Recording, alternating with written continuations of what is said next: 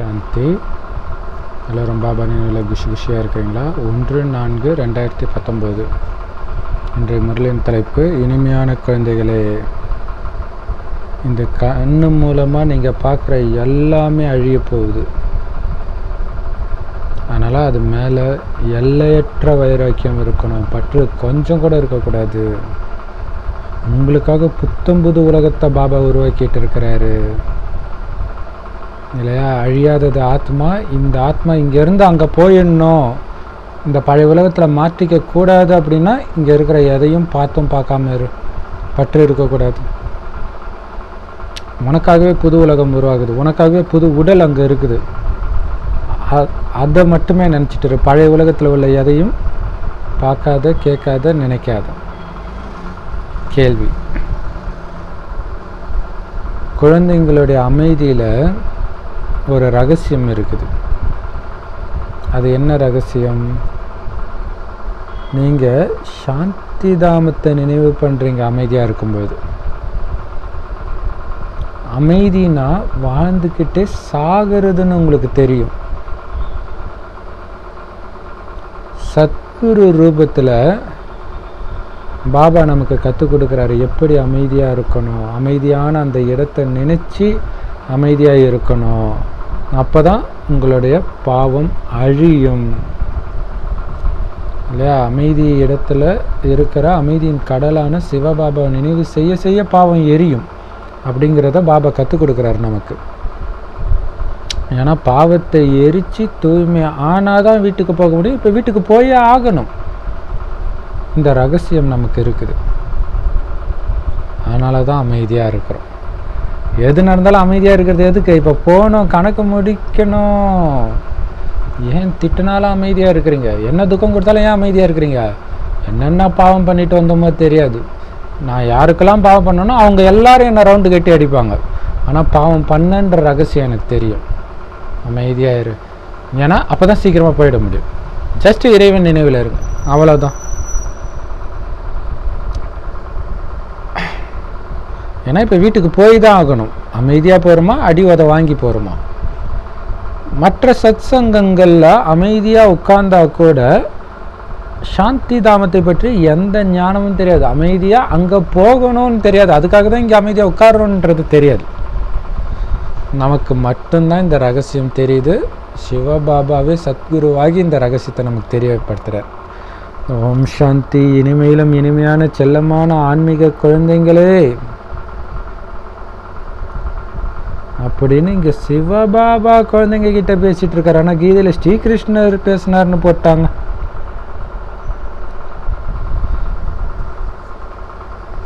உண்மையிலே பேசுனது சிவபாபா. கிருஷ்ணரை பாபான்னு சொல்ல மாட்டாங்க. கிருஷ்ண பாபான்னு யாராவது சொல்கிறாங்களா? எவ்வளோ சூப்பர் பாருங்க. 2 தந்தை இருக்கிறது பாரதவாசிகளுக்கு தெரியும். ஒன்று லௌகீக தந்தை, ஒவ்வொருத்தருக்கும் தனித்தனி. இன்னொன்று அனைவருக்கும் ஒரே தந்தை, பரலௌகீக தந்தை சிவன். அந்த பரலௌகீக தந்தையை தான் பரமபிதான்றோம். லௌகீக தந்தையை பரமபிதான்னு சொல்ல முடியாது. லௌகீக தந்தை வேற, பரமபிதா வேற. உங்களுக்கு லௌகீக தந்தை புரிய வைக்கிறது கிடையாது, பரலௌகீக தந்தை புரிய வைக்கிறார். பரலௌகீக குழந்தைகளுக்கு புரிய வைக்கிறார் இல்லையா? அங்கேயே நீங்கள் குழந்தைங்க. இங்கே வந்து இந்த ஜென்மம் எடுக்கும்போது தான் இந்த அப்பாவுக்கு நீங்கள் குழந்தை. எந்த ஜென்மமும் எடுக்காமல் பரந்தாமத்தில் இருக்கும்போதே நீங்கள் அவருடைய குழந்தை. இதுதான் பரலௌகீக குழந்தை. நீங்கள் பரலௌகீக குழந்தைக்கு பரலௌகீக தந்தை புரிய வைக்கிறார். என்ன புரிய வைக்கிறாரு? உலகம் அழிய போது முதல்ல அமைதி நிறைந்த அந்த சாந்தி தாமத்துக்கு போவீங்க. அதை முக்தி தாமம், சத்தம் இல்லாத உலகம், வானப்பிரஸ்தம், இப்படி பல பேரால் சொல்கிறோம். ஏன்னா அமைதி. வானப்பிரஸ்தம்னா அமைதி. வானப்பிரஸ்தம்னா வாணி சேப்பரே. வாணினா சத்தம். சத்தத்திலிருந்து விலகிய இடம் எது? பரந்தாமம். இப்போ பாபா சார் குழந்தைகளே, இப்போ நீங்கள் சாந்தி தாமம் போகணும். அது மட்டும்தான் அமைதியின் சிகரம், தூண், டவர் ஆஃப் பீஸ் அப்படின்னு சொல்ல முடியும். அமைதியின் உச்சம் அதுதான்.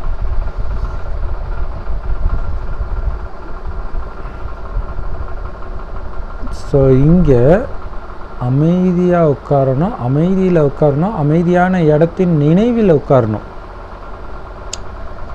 மற்றபடி எல்லா சத்சங்கத்திலும் அமைதியாக தான் உட்கார்றாங்க ஆரம்பத்தில்.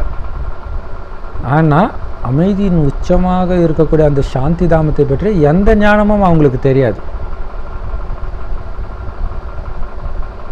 ஆத்மாக்களாகிய நாம் இப்போ பழைய உடம்புல இருக்கிறோம். இதை இங்கே கழட்டி போட்டுட்டு வீட்டுக்கு வெறும் ஆத்மாவாக போகணும். எந்த நேரம் வேணாலும் இந்த சரீரத்தை விட வேண்டி இருக்கும். அதனால் பாபா சொல்லி கொடுக்குறத நல்ல விதத்தில் படிச்சுக்கோங்க, கிரகிச்சுக்கோங்க. இதுதான் உங்களுக்கு செல்வமாக அங்கே வரப்போகுது. இது பயங்கர எச்சரிக்கை. எந்த நேரம் வேணாலும் சரீரம் போகும். எவ்வளோ பெரிய விஷயம் பாரு. ஸோ இப்போ இது பார்த்தீங்கன்னா, இப்போ மரணத்திற்கு பின் அப்படின்னு ஒரு ஜென்ரல் வீடியோ போட்டோம் இல்லையா? சரி, அதுக்கு தம்ப்நெயில் தேடுறதுக்காக அப்படியே டெட் பாடி அப்படின்னு போட்டு கூகுளில் சர்ச் பண்ணும்போது பார்த்தா நிறைய நடிகர்கள் இறந்துருக்குறாங்க சின்ன வயசுலேயே. ஆச்சரியமாக இருந்துச்சு. தான் பாபா சொல்கிறாரு இல்லையா, ரொம்ப அப்படியே திடீர்னு ஃபேமஸ் ஆனவங்களாம். அப்போதான் தெரியும், இவங்களாம் இறந்துட்டாங்களா அப்படின்ட்டு. எந்த நேரத்தில் வேணாலும் சரீரம் போயிடும். அது கவனம் இருக்கணும். யாருக்காகவும் அப்பாவோடைய நினைவை கட் பண்ணக்கூடாது. மாட்டிக்குவீங்க. யார் வேணாலும் இருக்கட்டும், எந்த உறவு வேணாலும் வரட்டும், சரீரம் எந்த நேரம் போகும்னு தெரியாது. நீங்கள் பட்ட கதையை வீண் விஷயமோ விகார விஷயமோ பேசிக்கிட்டோ அல்லது விகாரத்தில் ஈடுபட்டுட்டோ தூங்குனீங்க, உயிர் போச்சு, முடிஞ்சு போச்சு. அதான் பாபா சார், எந்த நேரம் வேணாலும் சரீரம் போகும். ஸோ இதுக்கு இன்னொரு எச்சரிக்கை சொல்லி ஆகணும். நாங்கள் ஸ்கூல் படிக்கும்போது எங்களுடைய வாத்தியார் ஃபிசிக்ஸ் சார், அவருக்கு கல்யாணம் ஆகுது. முதல் நாள் மனைவியோட காமத்தில் இருக்கும்போது அவருடைய உயிர் போகுது, ஹார்ட் அட்டாக்கில். இப்போ பாருங்க, பாபா சொல்கிறார் இல்லையா, கல்யாணம் பண்ணிவிட்டு வரலாம் அப்படின்னு நினச்சிங்கன்னா முடிஞ்சு போச்சு எல்லாமே. எந்த நேரம் சரீரம் போகுன்னு எப்படி தெரியும்? அதனால் ஒழுங்காக பாபா படிக்கிறத பாபா சொல்கிற மாதிரி நியமத்தோடு படிங்க, தூய்மையாக இருந்து படிங்க. அவர் ஆசிரியருக்கெல்லாம் ஆசிரியர், பரம ஆசிரியர். இவரோட டீச்சர் யார் இருக்கிறார்? சத்கதி கொடுக்கிற வள்ளல், சத்கதிக்கான வழியை சொல்கிற குரு அவர். அவரோட தான் புத்தி ஈடுபடணும், யோகம் வைக்கணும். 3 சேவைகளை செய்கிறார். அப்பாவா, ஆசிரியரா, சத்குருவா, 3 பேருடைய கடமையும் ஒருத்தரே செய்கிறார். வேற யாரும் இப்படி பண்ண முடியாது. இந்த ஒரே தந்தை தான் அமைதியை கற்றுக் கொடுக்கிறார். எப்படி அமைதியாக இருக்கிறது, எப்படி அமைதியாக இருந்து இந்த காரியத்தை செய்கிறது. அமைதியற்ற இந்த உலகத்தில் அமைதியாக இருக்கிறது எப்படி? பாபா சொல்கிறார், இந்த உடலில் இருக்கிற வரைக்கும் நீ அமைதியாக இருக்க மாட்டே. அதனால தான் உடலை விட்டுடு, இறந்துடு. இறந்ததா நினச்சிக்கோ. வெறும் ஆத்மா. இங்கே இருக்கிற யாருக்கும் எனக்கு எந்த சம்மந்தமும் கிடையாது. நாடகம் பாபா கிட்ட நினைவு செஞ்சிட்ருக்கிறேன். நீ நினைக்கக்கூடாதுன்னு வருது பாருங்க, எண்ணங்கள், உறவுகள், பேச்சுகள் எல்லாமே நாம் சேர்த்து வச்ச பாவம்னு புரிஞ்சுக்கணும். ஆனால் அதில் மாட்டிக்கூடாது. கெட்டியமாக எப்படி மார்கண்டேயன் லிங்கத்தை கட்டி பிடிச்சிக்கிட்டானோ அந்த மாதிரி பிடிச்சிக்கணும் அப்படின்னு கற்றுக் கொடுக்குறாரு.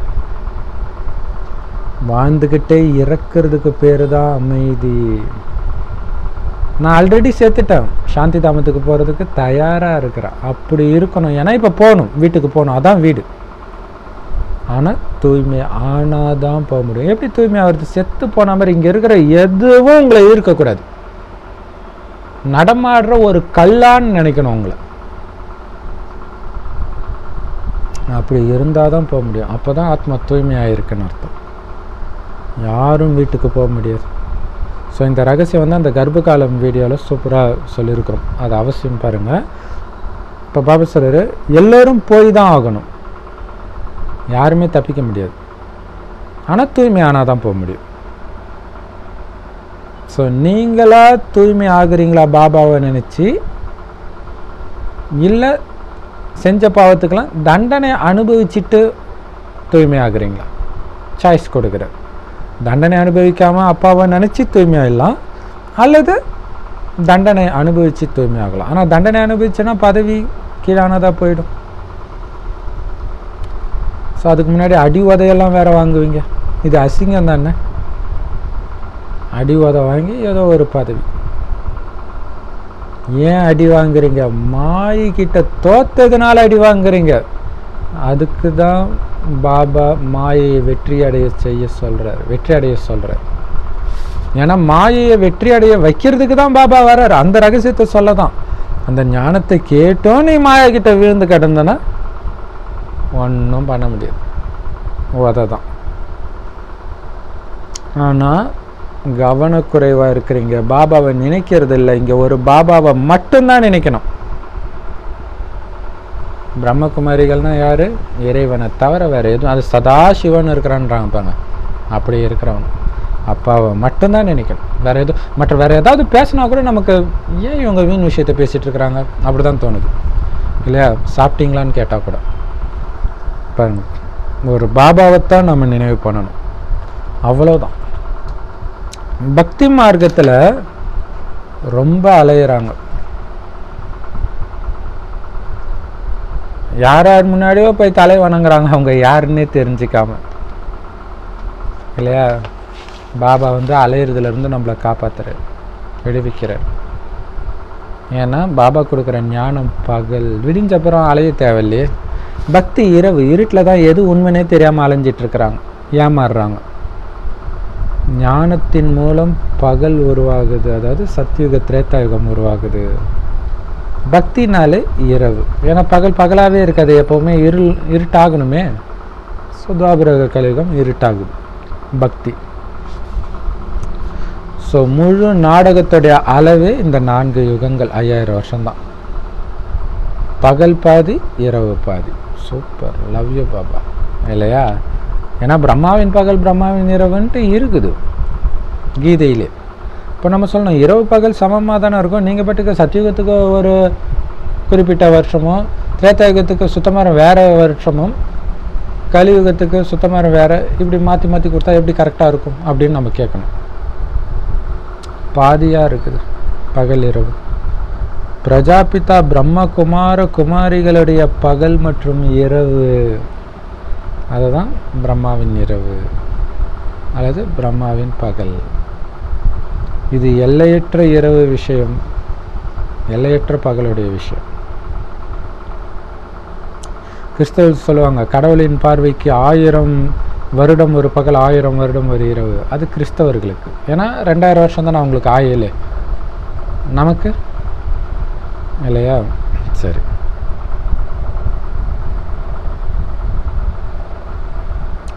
ஸோ இதில் ஒரு ரகசியமாக கிறிஸ்தவர்களுக்கு ஆயிலே பார்த்திங்கன்னா 2000 வருஷம்தான். ஆனால் அது ஆவரேஜாக தான். ஏன்னா அவங்களுடைய வருஷப்படி கணக்கு பார்த்திங்கன்னா 2000 தாண்டி போயிட்டு இருக்குது. ஸோ இதே மாதிரி தான் நம்மளுதும் அப்படி போகவும் வாய்ப்பு இருக்குது. சங்கமயுகம் கொஞ்சம் சரி, அல்லது முன்னாடியும் முடியலாம். நம்மளால் துல்லியமாக கண்டுபிடிக்க முடியாது. ஆனால் எதுக்கும் தயாராக இருக்கணும். அசைக்க முடியாத நிச்சய புத்தி இருக்கணும். சந்தேக புத்தியில் தான் நிறைய பேர் ஓடி போயிடுவாங்க. பாபாவோட வாழறவங்க போவாங்களா இல்லையா? பாபாவுடைய மனைவியாக இருக்கிறவங்க போவாங்களா? ஸோ அதுக்கு தான் பாபாவுடைய மனைவியாக இருக்கணும். எல்லையற்ற தந்தை இந்த எல்லையற்ற சங்கமயுகத்தில் வரார். அதனால்தான் அவர் வந்ததுடைய நினைவாக தான் சிவராத்திரி கொண்டாடுறாங்க. ஆனால் மனிதர்களுக்கு பாவம் தெரியல, சிவராத்திரினா எதுன்னே தெரியல. உங்களை தவிர ஒருத்தருக்கும் சிவராத்திரியோடைய மகத்துவம் தெரியாது. சிவராத்திரியா சரிப்பா அங்கே போய் கண்ணு முழிக்கணும்ப்பா. ஏன் கண்ணு முழிக்கணும், என்ன பண்ணார், என்ன கிடைக்கும், எதுவும் தெரியாது. அது உண்மையிலே எந்த ராத்திரி, உண்மையிலே அந்த ராத்திரியில் என்ன பண்ணணும் எதுவுமே தெரியாது. இன்னொன்று அது ஏன் மகத்துவம், சிவன் பிறந்த நாள், அது தெரியாமலே கண்ணு முழிக்கிறாங்க. எப்போ இரவு முடிஞ்சு பகல் உருவாகுதோ அப்போ தான் புருஷோத்தம சங்கமயுகம்னு சொல்லப்படுது. ஸோ அப்போ தான் விடியறதுக்கான வேலை நடக்குது. நம்மளை எழுப்புறாரு. சொர்க்கத்தின் மகாராஜா ஸ்ரீநாராயணா தூங்குனது போதும், ஏந்திரி, ஞாபகம் இருக்குதான்னு எழுப்புறார். ஏந்திரி அஞ்சலி, ஏந்திரி அஞ்சலின்ற மாதிரி எழுப்புறார் பாபா. நாராயணா நாராயணான்னு எழுப்புறார். ஸோ அது 108 தடவை நான் நாராயணன் பாபாவோட இணைஞ்சிருக்கிறேன், தூய்மையின் அதிர்வுகளில் பரவ செய்கிறேன். 1 நான் நாராயணன் தூய்மையின் அதிர்வுகளை பரவ செய்கிறேன். 2 நான் நாராயணன் இப்படியே 108 தடவை சொல்லிக்கிட்டே வாங்கலாம். அப்படியே பறக்க ஆரம்பிச்சிடுவோம். ஸோ அவ்வளோ ஆழமாக நம்மளை எழுப்ப வேண்டியதாக இருக்குது. நம்மளே எழுப்புறத தான் அவங்க 108 மணி மாலையை சுற்றிட்டு இருக்கிறாங்க ஜபிச்சுட்டு.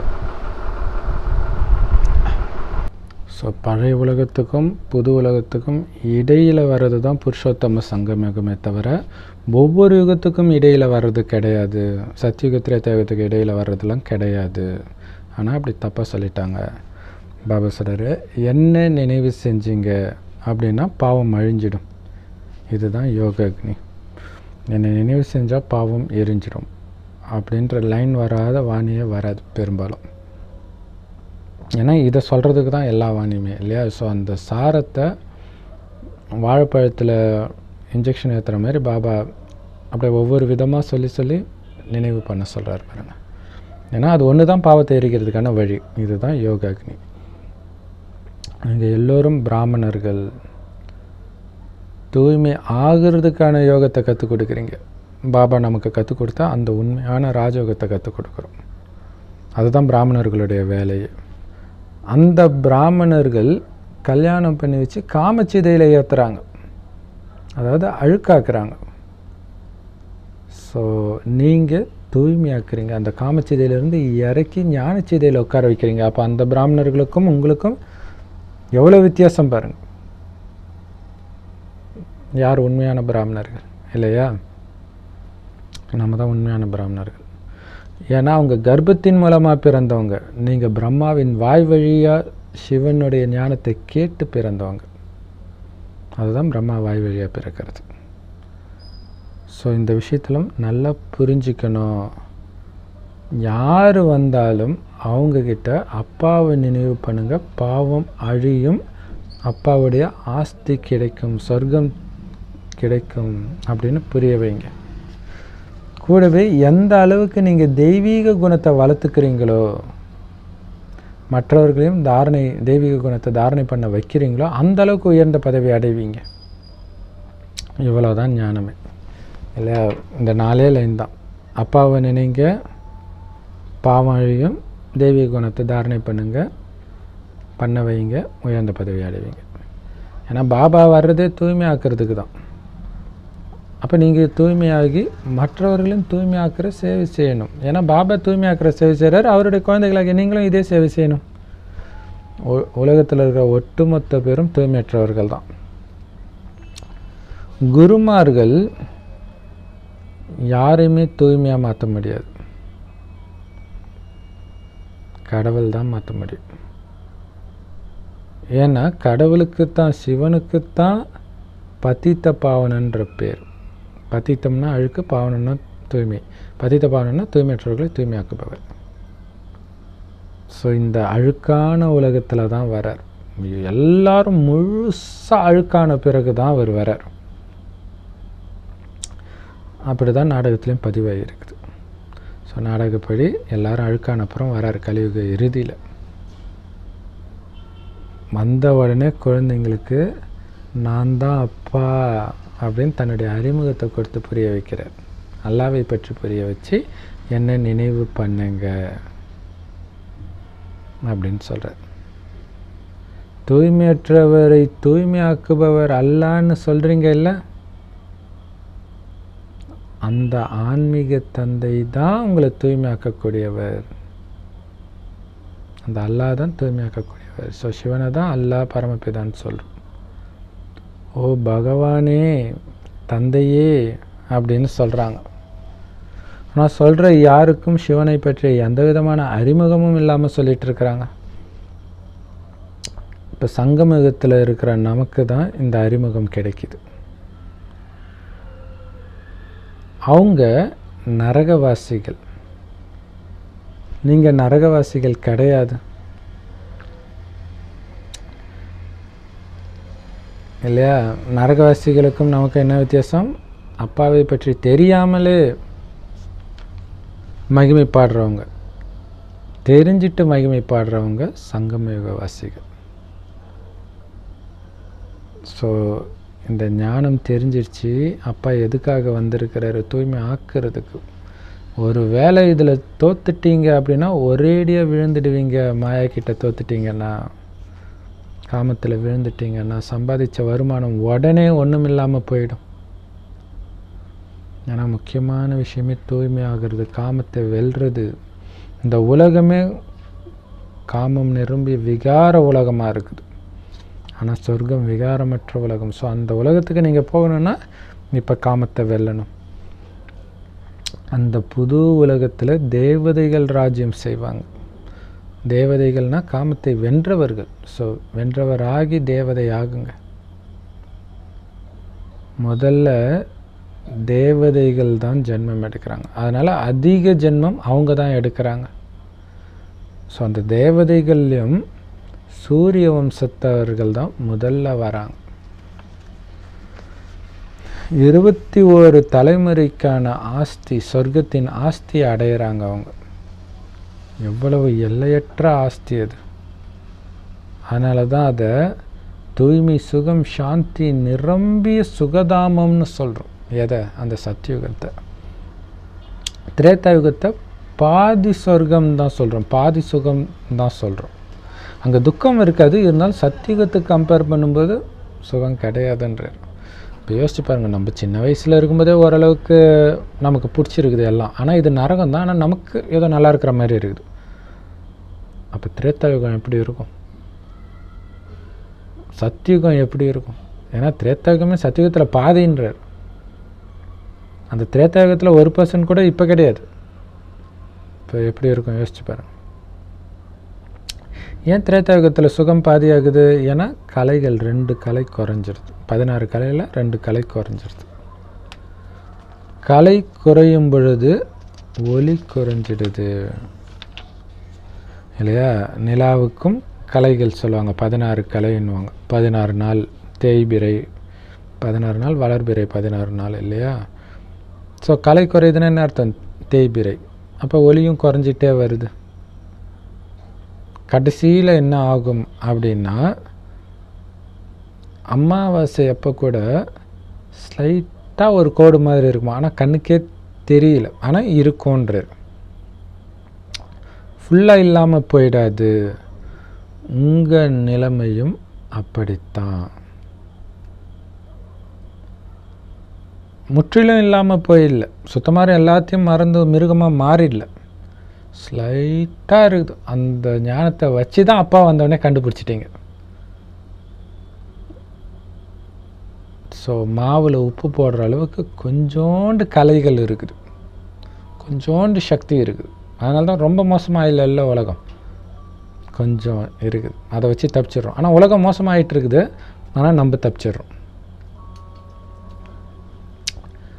பாபா ஆத்மாக்களுக்கு புரிய வைக்கிறார். ஸோ அதனால தான் சங்கருடைய தலையில் பிறை நிலா காட்டுறாங்க. ஸோ அந்த மாதிரி டைமில் இறைவன் வந்து ஞானத்தை கொடுக்குறார். ஸோ அது ஆக்சுவலாக அமாவாசை தான், பட் சின்ன கோடா தெரியணுன்றதுக்காக கோடா போடுறதுனால அது ஒரு 3ஆம் பிறை மாதிரி ஆயிடுது. ஸோ எல்லாமே ஏன்னா 3ஆம் பிறை தான் டக்குன்னு கண்ணுக்கு தெரியும். அதனால் ஏன்னா பாபாவுமே கண்ணுக்கு தெரிய மாட்டார், சின்ன புள்ளி தான். பட் இருந்தாலும் நட்சத்திரம் மாதிரி சொல்கிறல, அதேமாதிரி அந்த அமாவாசையே தெரிகிற மாதிரி பிறையாக வச்சுருக்குறாங்க. ஆத்மாக்கள் கிட்ட பாபா சொல்கிறார், ஆத்மாக்களும் பரமாத்மாவும் சந்திக்கிறோம் இப்போ அப்படின்னு புத்தி மூலமாக புரிஞ்சுக்கிறோம். பரமாத்மா எப்போ திரும்ப இந்த பூமிக்கு வராரு? எப்போ இந்த பூமி ஃபுல்லாக நிறைய ஆத்மாக்கள்னால நிரம்பி இருக்கிறாங்களோ அப்போ தான் வரார். அப்படின்னா அர்த்தம் எல்லா ஆத்மாவும் வந்துருச்சு பூமிக்கு, அப்போ தான் வந்து இந்த ஞானத்தை கொடுக்க வரார். ஏன் வராரு? ஏன் சந்திக்கிறாரு? ஏன் குழந்தைகளை சந்திக்கிறதுக்கு வராரு பாபா? ஸோ பரமாத்மாவும் ஆத்மாவும் சந்திக்கிற சந்திப்பு மட்டும்தான் தூய்மை ஆகிறதுக்கு, மற்ற எல்லா சந்திப்பும் அழுக்காகிறதுக்காக தான். ஸோ அது மதஸ்தாபகர்கள் வராங்க இல்லை, அது கூட ஒன்றும் தூய்மை ஆகிறதுக்கான வழியை சொல்லலை, அழுக்காகிறதுக்கான வழியை தான் சொல்லுது. இந்த நேரத்தில் பார்த்திங்கன்னா ஒரு சில மத நூல்கள் வந்து எப்படியெல்லாம் காமத்தில் ஈடுபடணும்லாம் இருக்குதான். ஸோ அதான் பாபா சொல்கிறார், அழுக்காக்கிறதுக்காக வராங்க. ஸோ தூய்மையாக்கிறதுக்காக வர்றது கடவுள் மட்டும்தான்.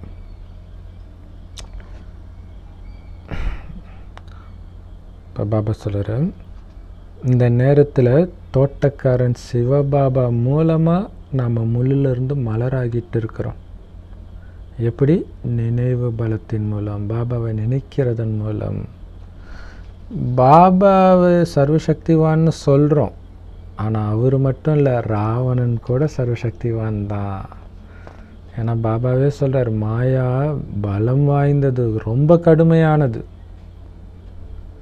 நிறைய குழந்தைங்க சொல்கிறாங்க, பாபா நாங்கள் உங்களை நினைக்கிறோம், வெறித்தனமாக நினைக்க உட்காடுறோம், ஆனால் மாயா எப்படிலாம் நினைவை மறக்க வைக்குது.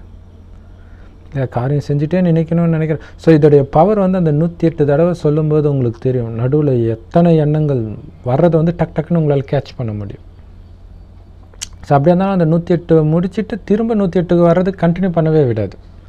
ஸோ ஒரு இது எப்படியோ தம்மு கட்டி 108 முடிச்சுட்டு அடுத்தது வரும்போது பார்த்திங்கன்னா அவ்வளோ தெரியும் மாயாவுடைய பவர். நினைவு மறக்க வைக்குது பாபான்றாங்க. பாபா சொல்வார், ஒருவர் மற்றவருக்கு எதிரியாகிட்டீங்க,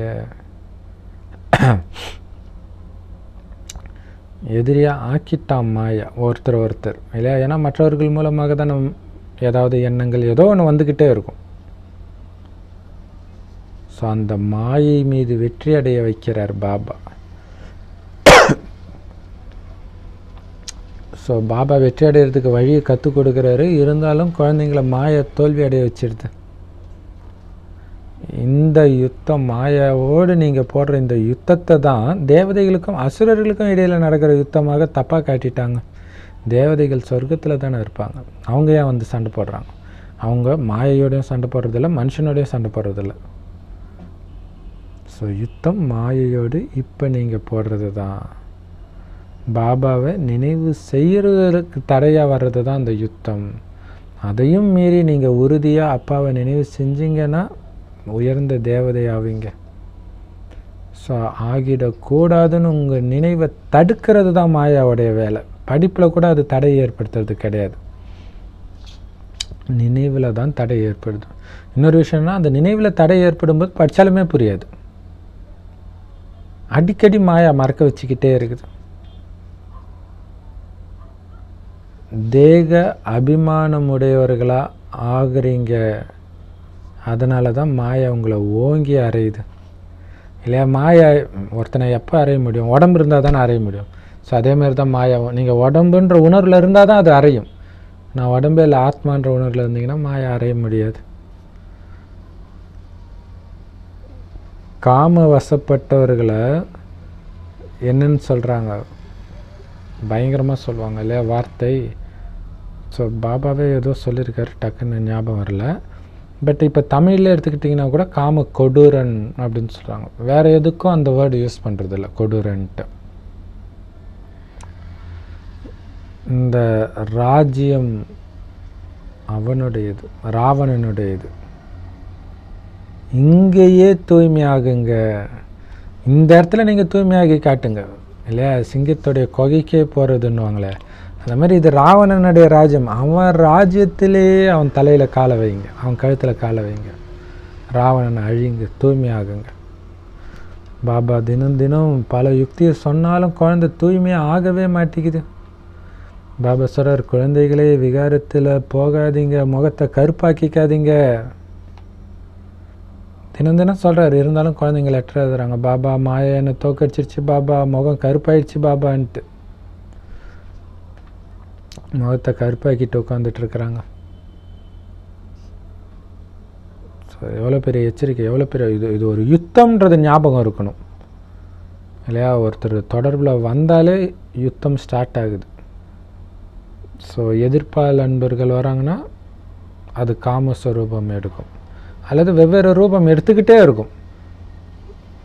ஸோ தனியாக இருந்தாலுமே ஏதாவது மாயை சண்டை போட்டுட்டு தான் இருக்கும். ஸோ அப்போ அதுக்கு தான் அந்த 108 தடவை சுற்றுறது, சக்கரத்தை சுற்றுறது, அப்பா நினைவில் இருக்கிறது, அப்பா கூட பேசிகிட்டு இருக்கிறது, பிஸியாக வச்சுக்கணும் மைண்டை, இல்லைன்னா மாட்டிக்கும், முகத்தை கருப்பாக்கிக்குவீங்க. ஸோ வெண்மை மற்றும் கருப்புன்னு சொல்கிறோம் இல்லையா, விகாரிகளை கருப்புன்னும் நிர்விகாரிகளை வெள்ளைன்னும் சொல்கிறோம். அவங்க வெள்ளையாக அழகாக இருப்பாங்க நிர்விகாரிகள், விகாரிகள் தான் கருப்பாக இருப்பாங்க. ஷாம் சுந்தர் இதோடைய அர்த்தம் ஒட்டுமொத்த உலகத்தில் நமக்கு மட்டும்தான் தெரியும், வேறு யாருக்கும் தெரியாது. சுந்தர்னா அழகு, ஷாம்னா கருப்பு. அது கிருஷ்ணருக்கு சொல்கிறாங்க. ஆனால் அதோடைய உண்மையான அர்த்தம் என்ன அப்படின்னு பாபா தான் புரிய வைக்கிறார். சொர்க்கத்தில் முதல் இளவரசராக அழகாக அழகில் நம்பர் 1 இருக்கிறார், நம்பர் 1 தேர்ச்சி பெற்றவர். அதனால் அவர் சுந்தர்னு சொல்கிறோம். அதே சுந்தர்னா என்ன அர்த்தம், அழகானவர் இல்லையா. பிறகு அவரே மறுபிறவி எடுத்து எடுத்து அப்படியே படியில் இறங்கிக்கிட்டே வர்றார், கலை குறைஞ்சிக்கிட்டே வருது, அப்படியே கருப்பாயிட்டே இருக்கார். ஸோ அதனால தான் ஷாம் சுந்தர், வெள்ளையாக இருந்தவர் கருப்பாயிட்டார் அப்படின்னு பேர் வைக்கிறாங்க. ஆனால் பாபா சொல்லி தான் இதோடைய அர்த்தமே புரியுது நமக்கு. அவங்க என்ன நினச்சிட்டாங்க, கிருஷ்ணரே கருப்பாக இருப்பார் போல இருக்குது, கருப்பு தான் அழகு, அப்படி புரிஞ்சுக்கிறாங்க. சிவபாபா தான் எப்பவுமே அழகாக எப்பவுமே வெள்ளையாக இருக்கிறார். அவர் குழந்தைகளாகிய நம்மளையும் அவருக்கு சமமாக அழகாக்குறார். தூய்மையற்ற கலியுகவாசிகள் கருப்பாகவும் தூய்மையான சத்தியுகவாசிகள் அழகாகவும் இருக்கிறாங்க. இயற்கையான அழகு இருக்கும் சத்தியுகத்தில். அப்படிப்பட்ட சொர்க்கத்துக்கு நாம் எஜமானராகணும். அதுக்காகத்தான் இங்கே வந்திருக்கிறீங்க குழந்தைகளே இல்லையா. அந்த சொர்க்கத்துக்கு எஜமானர் ஆகிறதுக்கு வந்திருக்கிறீங்க, அது மைண்டில் ஓடணும். அதனால்தான் புகழ் பாடப்படுது. ஏன்னா அது தூய்மையான ராஜ்யம், தூய்மையானவர்கள். அதனால்தான் அவங்களுடைய மகிமை பாடப்படுது, ஸ்ரீகிருஷ்ணருடைய மகிமை பாடப்படுது. சிவபகவானுடைய மகா வாக்கியம் அது மட்டும் இல்லை, நம்மளை வெள்ளையாக ஆக்கிறதுனால தான் சிவபாபாவுடைய மகிமையும் பாடப்படுது. சிவபாபாவுடைய மகா வாக்கியம், தாய்மார்கள் தான் சொர்க்கவாசலை திறக்கிறாங்க. அதனால தான் வந்தே மாதரம்னு மகிமை பாடுறாங்க. வந்தே மாதரம் அப்படின்னா பிதாவும் இருக்கிறாருன்னு புரிஞ்சுக்கணும். எப்படி சூப்பராக சொல்லுவாங்க. வந்தே மாதரம்னா மாதர்களுக்கு வந்தனம். ஸோ இங்கே மாத அப்படின்றது தாய்மாருக்குரியது. அப்போ தாய்னாலே தந்தையும் இருக்கிறாங்கன்னு தானே அர்த்தம். தந்தை இல்லாமல் எப்படி தாய்? ஸோ தந்தை மறைமுகமாக இருக்கிறார். உண்மையில் பார்த்திங்கன்னா இங்கே தந்தை தான் அம்மாவை முன் வைக்கிறார், தாய்மார்களை. ஸோ இதன் மூலம் தாய்மார்களின் புகழை அதிகரிக்கிறார் சிவபாபா. ஸோ சொர்க்கத்தில் முதல்ல லக்ஷ்மி, பிறகு தான் நாராயணன். ஸோ லக்ஷ்மியை தான் முன்னுக்கு வைப்பார். இங்கே கூட முதல்ல திருவாளர், பிறகு திருமதின்னு ஆயிடுச்சு. இங்கே கணவன் தான் முன்னாடி, சொர்க்கத்தில் மனைவி தான் முன்னாடி. இப்போ எவ்வளோ பெரிய விஷயம் பாருங்கள். இப்போ யோசிச்சு பாருங்களா, மகாவிஷ்ணு அவர் இதயத்தில் ஸ்ரீலக்ஷ்மி இருக்கிற மாதிரி, ஸ்ரீலக்ஷ்மி தான் செல்வத்தை கொடுக்குற மாதிரி இருக்கும். அப்போ யோசிச்சு பாருங்க, ஸ்ரீலக்ஷ்மியின் மூலமாக தான் அங்கே ராஜ்யமே நடக்குது. நாடகத்துடைய ரகசியம். ஏன்னா அங்கே இருக்கிற எல்லாமே இங்கே ரிவர்ஸ் ஆகுது அப்படின்னு சொல்கிறார் இல்லையா. ஸோ இங்கே முதல்ல திருவாளர், அப்புறம் தான் திருமதி. ஸோ முதல்ல ஆண் நரகத்தில். ஸோ இங்கே தான் அந்த அடிமை. இப்போ பெண் அடிமை அப்படின்னு இவங்க சொல்கிறதுடைய காரணம் என்ன, அந்த மாதிரி மாறிடுச்சு. ஆனால் இவங்க எதிர்த்து போராடுறாங்கனால இதுக்கு முன்னாடி ஒரு டைமில் இல்லை, அதை எடுத்துகிட்டு வாங்கன்னு தான் போராடுறாங்க. அது இவங்களுக்கே தெரியல. ஸோ நடுவில் இப்படி ஆயிடுச்சு. பாபா அவர் தான் படைப்பவர். ஸோ படைக்கும் பாபா முதல்ல தன்னுடைய அறிமுகத்தை கொடுத்துட்டு பிறகு படைப்புடைய அறிமுகத்தை கொடுக்குறார். தன்னுடைய அறிமுகத்தை எப்படி கொடுக்குறாரு? ஒவ்வொருத்தருக்கும் 2 தந்தை. ஸோ இந்த வானிலை 3வது தந்தை பற்றி பேசலை. ஸோ 2 தந்தை முதல்ல அதை புரிய வைங்க. ஒன்று எல்லைக்குட்பட்ட லௌகீக தந்தை, இன்னொருத்தர் எல்லைக்கு அப்பாற்பட்ட பரலௌகீக தந்தை சிவபாபா. அந்த எல்லைக்கு அப்பாற்பட்ட பரலௌகிக தந்தையை எல்லாருமே நினைக்கிறாங்க. ஏன்னா அவர்கிட்ட இருந்து தான் எல்லையற்ற ஆஸ்தி இவங்க அடைஞ்சிருந்துருக்கிறாங்க. ஸோ அதனால தான் கும்பிட்றாங்க. இது எவ்வளோ பெரிய விஷயம். அதனால தான் கும்பிட்றாங்க. ஆனால் ஏன் கும்பிட்றாங்கன்றதே மறந்து கும்பிட்டுட்ருக்குறாங்க இப்போ. ஸோ ரொம்ப ஏழ்மையில் இருக்கிறவங்க வந்து அப்படியே மதத்தை மாற்றிடுறாங்க இல்லையா. ஸோ ஏன்னா அவங்கக்கிட்ட இப்போ அடையிறதுக்கு எதுவுமே இல்லை. அதனால் கும்பிட்றதே நிறுத்திட்டு மதமே மாறி போயிடுறாங்க. எல்லைக்குட்பட்ட ஆஸ்தி கிடைச்சா கூட எல்லையற்ற தந்தையைத்தான் நினைவு செய்கிறாங்க இல்லையா. லௌகிக தந்தைக்கிட்ட இருந்து அவர் கோடீஸ்வரனுக்கு பிறந்தா நம்ம கோடீஸ்வரன் தான். ஸோ அந்த கோடி கிடைச்சா கூட எல்லையற்ற தந்தை சிவனைத்தானே நினைவு செய்கிறாங்க. ஸோ அப்போ அவர் தான் கொடுத்துருக்கிறாரு இவர் மூலமான்றது தெரியுது. பாபா நீங்கள் வந்தீங்கன்னா இங்கே இருக்கிற எல்லா சேர்க்கையும் விட்டுட்டு உங்கள் ஒருத்தர்கிட்ட மட்டும் இணைவோம், நீங்கள் சொல்கிறபடி மட்டும் நடப்போம் அப்படின்னு ஆத்மா சொல்லிச்சு அப்படின்னு ஞாபகப்படுத்துகிறார். பல ஜென்மமாக சொன்னீங்க கடவுள் மட்டும் வந்துட்டா, இல்லை நிறைய நாஸ்திகர்கள் சொல்லுவாங்க, ஐயா கடவுள் நம்பிக்கை வச்சுட்டு இப்படி இருக்கிற, அப்போ கடவுள் நம்பிக்கை இருந்தால் இப்படி இருக்கக்கூடாது, கேரக்டர் நல்லா இருக்கணும்னு அர்த்தம் இல்லையா. ஸோ அப்போ எனக்கெல்லாம் கடவுள் நம்பிக்கை இருந்தால் நான் எப்படி தெரியுமா இருப்பேன் சொன்னீங்கல்ல. அப்போ கடவுளே வந்து வழி கொடுத்தா எப்படி இருப்பேன் சொன்னீங்கல்ல. நான் வந்துட்டேன், என்னை தவிர எல்லாரையும் கட் பண்ணி கடாசுங்க புத்தினால். ஆத்மா ஸோ அவருடைய அறிமுகத்தை கொடுத்துட்டு இப்போ நம்மளுடைய அறிமுகம் கொடுக்குறார். நீங்கள் அழியக்கூடிய உடல் இல்லை, ஆத்மா. அந்த ஆத்மா தான் இந்த கர்மேந்திரியங்கள் மூலமாக அதோடைய நடிப்பை நடிக்குது. ஆத்மாவில் என்ன நடிப்பு பதிவாக இருக்குதோ அதை நடிக்குது. அதுக்கு இந்த கர்மேந்திரியங்களை உதவியாக எடுத்துக்குது, ஆதாரமாக எடுத்துக்குது. ஒவ்வொரு ஆத்மாவும் என்னென்ன கர்மம் பண்ணுதோ அதன்படி தான் அதுக்கு அடுத்தடுத்த பிறவி ஏற்படுது. கர்மத்துக்கு ஏற்ப அந்த கர்மத்தின் மூலமாக அதுக்கு அதோடைய குணம் என்ன ஆச்சு அதற்கேற்ப பிறவி கிடைக்குது. ஸோ பணக்காரங்க ஏழை ஆகிறதும் காரணம் என்ன? கர்மம் இல்லையா. ஸ்ரீ லக்ஷ்மி நாராயணன் தான் உலகத்துக்கே எஜமானன், உலகத்துக்கே நம்பர் 1 பணக்காரங்க. ஆனால் கொஞ்சம் கொஞ்சமாக கர்மம் விகர்மமாக, அதாவது பாவ கர்மமாக ஆக ஆக என்ன ஆயிடுறாங்க? ஏழை ஆயிடுறாங்க.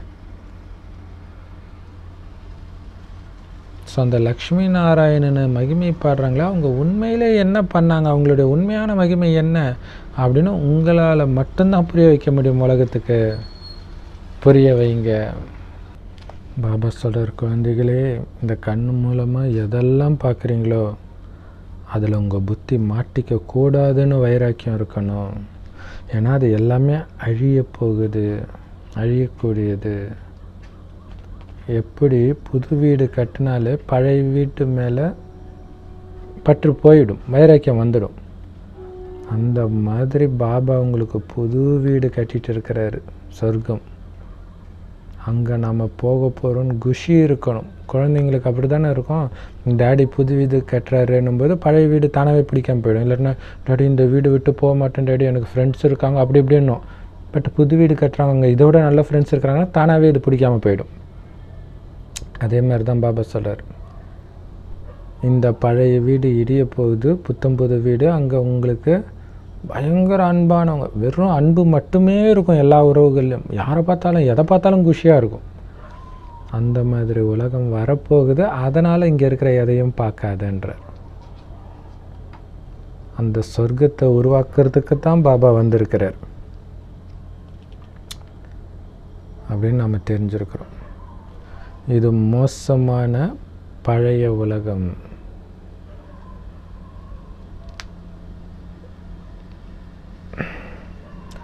குழந்தைகளாகி ஸோ எப்படி சொல்கிறார் பாருங்கள், சொர்க்கத்தை ஸ்தாபனை பண்ண புத்தம் புதுசு எல்லாமே ஃபஸ்ட் கிளாஸாக இருக்கும். இது பழைய உலகம், மோசமான உலகம், எல்லாமே லோ குவாலிட்டி குணங்கள் எல்லாமே. குழந்தைகளாகிய நீங்கள் இப்போ யார் முன்னாடி உட்காந்துட்டு இருக்கிறீங்க தெரியுதா? திருமூர்த்தி சிவன், படைத்தல் காத்தல் அழித்தல் 3 வேலையும் பண்ணுற சிவன். இந்த இந்த 3 வேளைக்கு பிரம்மா விஷ்ணு சங்கரை நிமித்தமாக்கிய சிவன் முன்னாடி உட்கார்ந்துட்டு இருக்கிறீங்க. நீங்கள் தான் வெற்றி அடைகிறீங்க. இந்த திருமூர்த்தி உண்மையிலே உங்களுடைய ராஜமுத்திரை. இந்த பிராமண குலம் மிகவும் உயர்ந்த குலம். குடுமியாகும் இது. ஆக்சுவலாக இந்த திருமூர்த்தியுடைய நினைவாக தான் அங்கே 3 சிங்கம் கொண்ட தேசிய சின்னம், நேஷ்னல் எம்ப்ளம் இருக்குது. ஸோ அதோடைய உண்மையான அர்த்தம் நமக்கு தான் தெரியும். அது உண்மையிலே நம்முடைய ராஜமுத்திரை. உங்களுடைய இந்த பிராமண குலம் மிக உயர்ந்த குலம், உச்சி குடுமி இல்லையா? தலை தான் உயர்ந்தது ஒரு மனுஷனுக்கு, அதுக்கும் மேலே இது உச்சி குடுமி. ராஜ்யம் ஸ்தாபனை ஆகிட்டு இருக்குது. இந்த ராஜ முத்திரையை குழந்தைகளாகிய நீங்கள் மட்டும்தான் தெரிஞ்சிருக்கிறீங்க. இந்த திருமூர்த்தியை, திருமூர்த்தி சிவனை. சிவபாபா நம்மளை தேவதைகளாக மாற்றுறதுக்காக இந்த பிரம்மா மூலமாக படிப்பிக்கிறார், ஞானம் சொல்லிக் கொடுக்குறார். மற்றபடி இந்த பழைய உலகம் அழிஞ்சுத்தான் ஆகணும். உலகம் எந்த அளவுக்கு தமோ பிரதானமாகுதோ அந்த அளவுக்கு இயற்கை சீற்றங்களும் உலகத்தை அழிக்கிறதுக்கு உதவுது.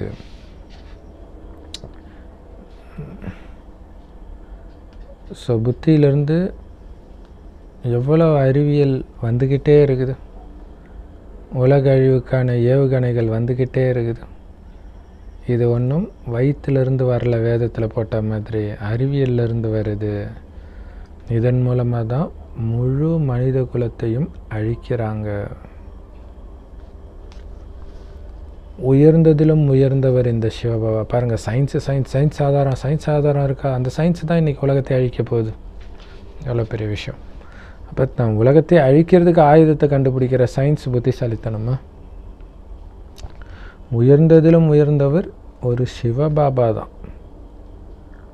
ஸோ அதனால் நீங்கள் பூஜை பண்ணணுன்னா அந்த ஒரு சிவபாபாவை பூஜை பண்ணணும், தேவதைகளை பூஜை பண்ணலாம், வேறு யாருமே பூஜை பண்ணக்கூடாது. ஆனால் இன்றைக்கி மனிதர்களே பூஜை பண்ண ஆரம்பிச்சிட்டாங்க இல்லையா? மற்றபடி பிராமணர்களாகிய உங்களுக்கு பூஜை நடக்காது. ஏன்னா உங்கள் ஆத்மா தூய்மையாக இருந்தால் கூட சரீரம் அழுக்கானது தானே.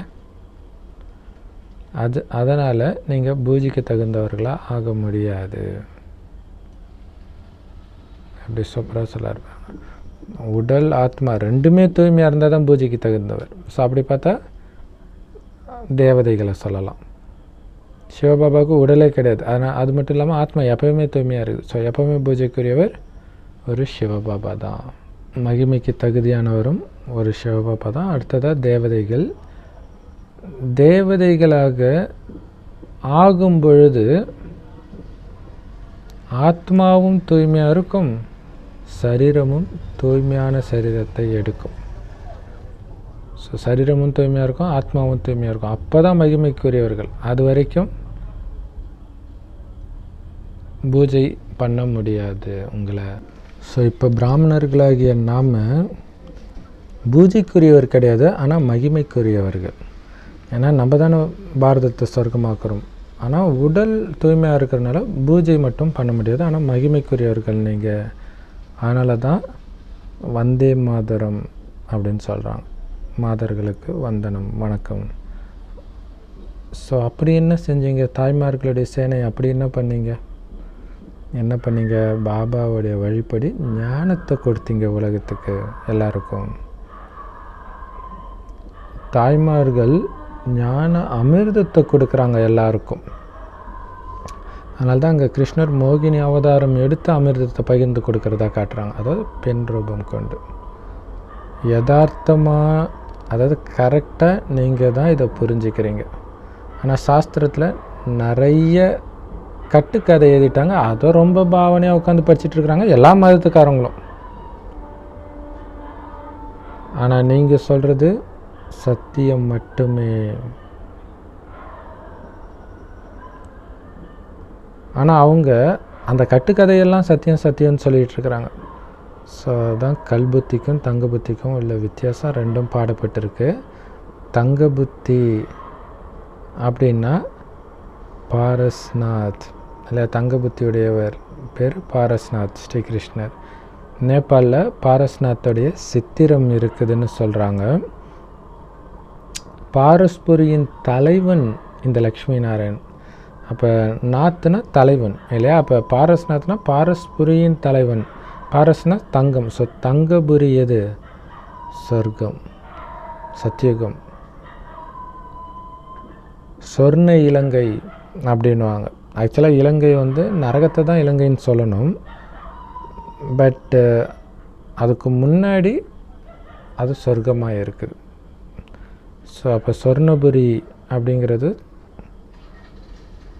தங்கபுரி, சொர்க்கத்தை குறிக்கிறது. அதன் தலைவனாக இருக்கிறது யார்? இந்த லக்ஷ்மி நாராயணன். அவங்களுக்கு தான் தங்க புத்தி உடையவர்கள்னு சொல்ல முடியும். இங்கே இருக்கிறவங்க எல்லாரும் கல் புத்தி உடையவர்கள். சொர்க்கத்தில் லக்ஷ்மி நாராயணன் ராஜ்யம் இருந்துச்சு. ஸோ இப்போ முக்கியமான விஷயமே அந்த சொர்க்கத்தை படைப்பவரை பற்றிய ரகசியமும் அந்த படைப்பாகிய சொர்க்கத்தை பற்றிய ரகசியத்தையும் தெரிஞ்சுக்கிறது. ரிஷி முனிவர்களுக்கு கூட இந்த ரகசியம் தெரியாமல் தான் இருந்துச்சு. அதனால தான் அவங்க தெரியாது படைப்பை பற்றியும் தெரியாது, படைப்பவரை பற்றியும் தெரியாதுன்னு சொல்லிட்டு இருந்தாங்க.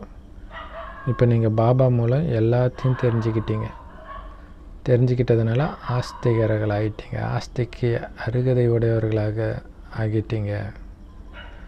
ஆனால் மாயை இதையெல்லாம் மறக்க வச்சு உங்களை நாஸ்திகனாக மாற்றிட்டான். நல்லது. நாஸ்திகன்னா ஆஸ்தி அடையிறதுக்கு அருகதை இல்லை, அதனால் இழக்கிறோம். இனிமையிலும் இனிமையான செல்ல குழந்தைகளுக்கு தாய் தந்தை பாப் தாதாவின் அன்பு நினைவுகளும் காலை வணக்கமும். ஆன்மீக குழந்தைகளுக்கு ஆன்மீக தந்தையின் நமஸ்காரம். ஆன்மீக தாய் தந்தைக்கு ஆன்மீக குழந்தைகளின் அன்பு நினைவுகள் மற்றும் நமஸ்தே.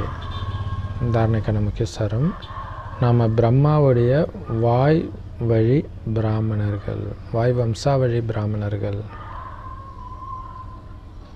அதாவது பிரம்மா வாய் வழியாக பிறந்தவங்க. இது ஆக்சுவலாக தலைமுறையாக வராது பிராமணர்கள் இல்லையா? ஒரே இதோட முடிஞ்சிச்சு. அனைத்திலும் உயர்ந்த குலம் நம்மளுடைய பிராமண குலன்றது எப்போவும் ஞாபகம் இருக்கட்டும். அப்படி நான் உயர்ந்தவன் நினைக்கும்போது தான் அந்த உயர்ந்த குணம், உயர்ந்த நடத்தை இருக்கும். தூய்மை ஆகணும், தூய்மை ஆக்கணும். இதுதான் நம்மளுடைய லட்சியமாக இருக்கணும். பதித்த பாவன் சிவபாபாவுக்கு இந்த உலகத்தை தூய்மையாக ஆக்கிறதுக்கு உதவியாளர் ஆகுங்க. ஒருபொழுதும் பாபாவை நினைக்கிறதுல அலட்சியமாக இருந்துடாதீங்க, கவனக்குறைவாக இருந்துடாதீங்க. தேக அபிமானத்தினால தான் மாயை நினைக்க விடாமல் பண்ணுது. ஸோ தேக அபிமானத்தை விட்டுட்டு ஆத்ம அபிமானி ஆகுங்க. நிரந்தரமாக பாபா நினைவில் இருந்து அந்த நினைவுன்ற யோக அக்னி மூலம் ஜென்ம ஜென்மாந்திர பாவத்தை அழிக்கணும். வரதானம்: மாயாவின் கோரமான சொரூபத்தின் விளையாட்டை சாட்சியாக இருந்து பார்க்கக்கூடிய மாயாவை வென்றவர் ஆகுங்கள். விளக்கம்: மாயாவை வரவேற்கக்கூடிய தைரியம் உள்ளவங்க அதோடைய கோரமான சொரூபத்தை பார்த்துலாம் பயப்பட மாட்டாங்க. ஏன்னா அவங்க சாட்சியாக இருந்து இதை ஒரு விளையாட்டாக பார்ப்பாங்க. அதனால் குஷி இருக்கும். மாயாவுடைய வெளிப்புற தோற்றம் சிங்கம் மாதிரி வீரம் பொருந்திய மாதிரி இருக்கும். ஆனால் உள்ளுக்குள்ளே பூனைக்கு இருக்கிற அளவு கூட சக்தி இருக்காது. நீங்கள் தான் பயந்து அதுக்கு ஒரு பெரிய உருவத்தை கொடுக்குறீங்க. இந்த மாதிரி கேள்விகளை எழுப்பி நான் என்ன பண்ணுறது, ஐயோ இதெல்லாம் நடக்குமா நடக்காதா, இப்படி நீங்களாக ஒன்றுமே இல்லாத விஷயத்தை பெருசுப்படுத்துகிறீங்க. மாயாவுக்கு ஒரு சிங்க ரூபம், புலி ரூபத்தை கொடுக்குறீங்க. அதுக்கு தான் பாபா சொல்கிறார், ஒரு பாடத்தை எப்பவும் ஞாபகம் வைங்க. நடப்பவை அனைத்தும் நன்மைக்கே, நடக்க இருப்பது இதை விட நன்மைக்கே அப்படின்னு புரிஞ்சுக்கிட்டு இந்த விளையாட்டை சாட்சியாக விலகி பார்த்தீங்க அப்படின்னா தானாகவே மாயையை வென்றவராகிடுவீங்க. என்ன ஆகிடுமோ அது பாட்டுக்கு போகுது, அவ்வளோதான். ஏன் பயப்படுறீங்க? அது ஒன்றுமே இல்லை, அது பாட்டுக்கு பயந்துட்டு போகுது. ஆஹா நம்ம ராஜ்யம் முடிஞ்சிச்சு, இவங்க ராஜ்யம் வருதுன்ட்டு அது பாட்டுக்கு போகுது. நீங்கள் பயப்படாதீங்க, அதுவாக போயிடும். நீங்கள் விலகி சாட்சியாக பாருங்கள். ஏன்னா வெற்றி நிச்சயிக்கப்பட்டது. எல்லாமே நம்ம நன்மைக்கு தான் நடக்கும். அது மட்டும் மைண்டில் ஓடிட்டே இருக்கணும். ஸ்லோகன்: யார் பொறுமை சக்தி உடையவர்களாக இருக்கிறாங்களோ அவங்க பிறருடைய சுபாவ சமஸ்காரத்தை பார்த்து வயிறு எறிய மாட்டாங்க. அவங்க மற்றவர்களை பற்றிய வீண் விஷயத்தை ஒரு காதில் வாங்கி இன்னொரு காது வழியாக விட்டுருவாங்க. ஸோ அதை கேட்டு கேட்டு வயிறு எறிய மாட்டாங்க, கேட்காம இருப்பாங்க. அவங்களுக்கு தான் பொறுத்துக்கொள்ளும் சக்தி. ஸோ அது நம்மளை பற்றி தப்பாகவே சொல்லியிருந்தா கூட இந்த காதில் வாங்கி இந்த காதில் விடுறது. ஸோ இது நல்ல சேவை செய்ய செய்ய ஒரு பெரிய போஸ்ட்லலாம் போகும்போது இந்த பிரச்சனை வரும். அஞ்ஞானத்துலேயும் வரும், பிராமண பரிவாரத்துலேயும் வரும் இல்லையா? ஸோ இவங்களை பற்றி சொன்னாங்க, அவங்கள பற்றி சொன்னாங்க, அதை பற்றிலாம் வயிறு எறிய மாட்டாங்க. எதாக இருந்தாலும் பொறுத்துட்டு நம்மளை பற்றியே தப்பாக சொன்னால் கூட அப்படியே இந்த காதில் வாங்கி அந்த காதில் விட்டுருவாங்க. ஏன்னா நடப்பவை அனைத்தும் நன்மைக்கே அறியாமையில் சொல்கிறாங்க, தெரியாமல் சொல்கிறாங்க. அதை சீரியஸாக எடுத்துக்க தேவையில்லை. ஓம் சாந்தி. Love you BapDada. Thank you BapDada. குஷியாக இருங்க, குளிர்ச்சியாக இருங்க.